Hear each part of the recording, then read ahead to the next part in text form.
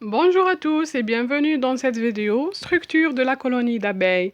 Aujourd'hui, je vais vous montrer les différentes castes des abeilles, les modes de communication entre ces dernières, ainsi que les types d'alvéoles constitutifs du nid d'abeilles.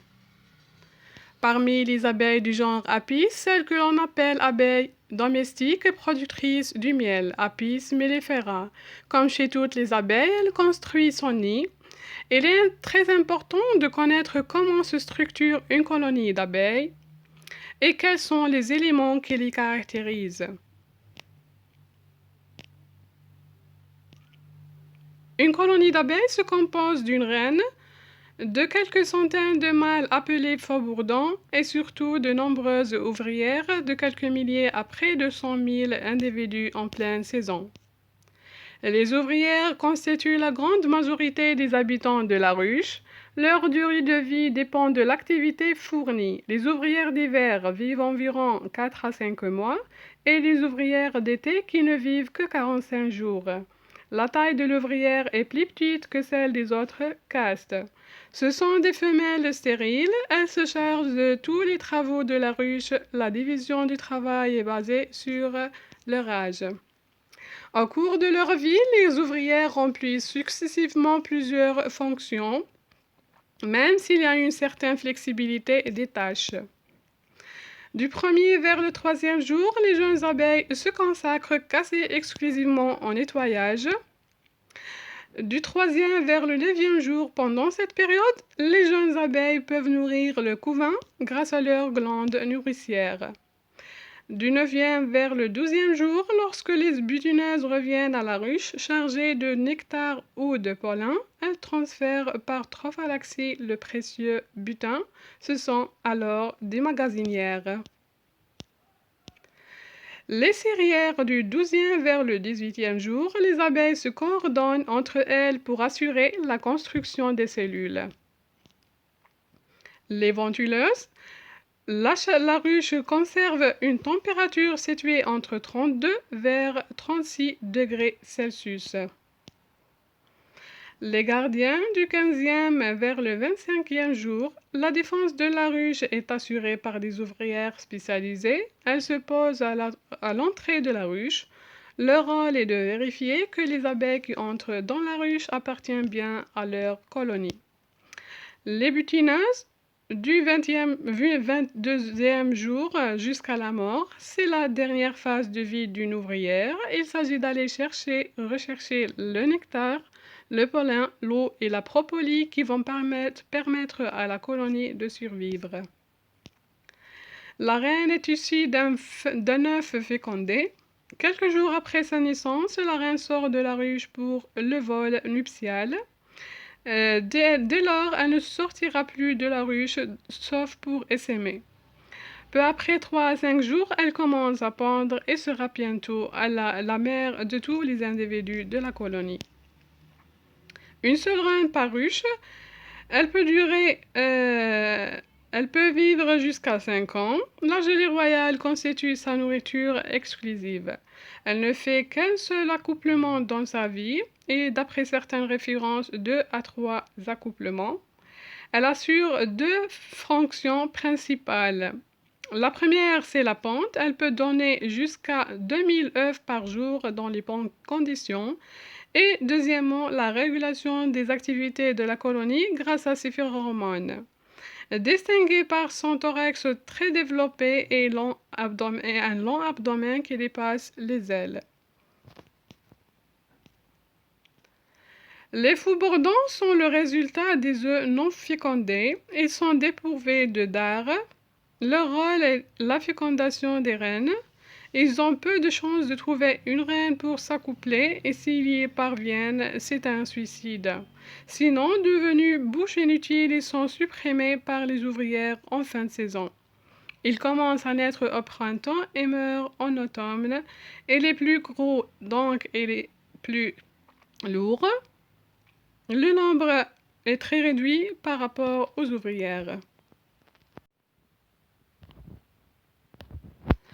Un nombre important d'informations est communiqué en permanence au sein de la colonie par différents phéromones, des sons, de la trophalaxie et la danse des abeilles. La reine est une grande émettrice de phéromones qui provoquent une réaction spécifique chez les autres individus. La reine en dépose derrière elle à chaque passage ainsi que sur les ouvrières avec lesquelles elle rentre en contact. La trophalaxie est un échange de nourriture qui a lieu entre toutes les castes de la colonie. Elle se produit dans diverses situations, souvent liées au retour des butineuses, mais aussi dans le cas de différents stress. Des messages sont véhiculés par cette pratique, comme la présence et la bonne santé de la reine, dont les phéromones inhibent les ovaires et des ouvrières et empêchent la construction de cellules royales qui accueilleraient une nouvelle reine de substitution. Les phéromones d'alarme sont émises par les ouvrières gardiennes à l'approche d'un danger ou par n'importe quelle ouvrière qui se sent agressée. Ces phéromones indiquent la victime à piquer, c'est pourquoi une piqûre entraîne souvent d'autres piqûres. La danse des abeilles. Lors de ce phénomène, les éclaireuses explorent les environs et reviennent en délivrant leur message par une danse mêlant vibration et déplaçant en forme de 8. Cela se passe dans l'obscurité à la verticale sur les rayons de cire et pourtant le message sera limpidement interprété par les congénères qui partiront à la distance et dans la direction indiquée par rapport à l'axe du soleil.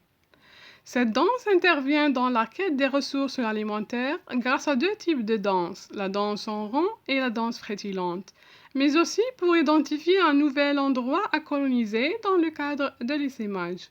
Lorsque la source de nourriture est éloignée de plus de 100 mètres, la ronde est remplacée par la danse frétillante qui fournit un message beaucoup plus précis. Le nid d'abeille est constitué par les rayons de cire. La production et la sécrétion de la cire est conditionnée par plusieurs facteurs, tels que l'élevage du couvain, la puissance de la colonie et ses besoins, l'état physiologique de la colonie, le nombre d'abeilles jeunes et l'espace disponible dans la ruche. Il existe plusieurs catégories de cellules qui se différencient par leur destination, leur forme et leur dimension. Les cellules des ouvrières représentent la plupart des cellules du nid, destinées à l'élevage du couvain ou à l'émagasinage du miel et du pollen. Elles ont une forme hexagonale. Pour les cellules d'émagasinage, elles sont profondes. L'épaisseur d'un rayon avec des cellules d'ouvrière est d'environ 25 mm et la construction d'une cellule d'ouvrière nécessite environ 13 mg de cire.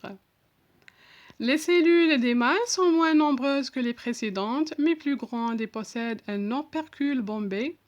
Elles peuvent contenir du couvain de mâle et ou du miel. Le mâle a besoin d'une cellule plus grande que celle des ouvrières. Elles ont la forme hexagonale. Dans une surface d'1 cm² de cire, on y trouve 3 cellules de mâle. Pour la construction d'une cellule de mâle, les abeilles emploient environ 30 mg de cire.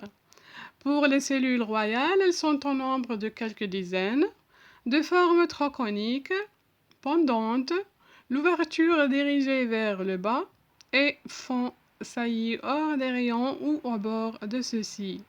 Il y a deux catégories de cellules royales. Des cellules d'émagasinage apparaissent lorsque la colonie se prépare à essaimer. Elles bâtissent sur les parties latérales et inférieures des rayons. Et également des cellules de sauveté apparaissent en cas d'un orphelinage d'une colonie. Ces deux types sont bâtis à la base des cellules d'ouvrières où se trouvent des œufs fécondés qu'elles modifient. Après l'élevage des reines, les cellules royales sont détruites par les ouvrières. Il existe également d'autres types de cellules, telles que des cellules de fixation des rayons sur les cadres et des cellules transitoires de forme irrégulière, se trouvent entre des cellules d'ouvrières et celles des mâles. Il existe également des cires gaufrées qui sont employées dans les ruches modernes. et contenant un nombre très important de cellules d'ouvrières allant jusqu'à 9000 cellules.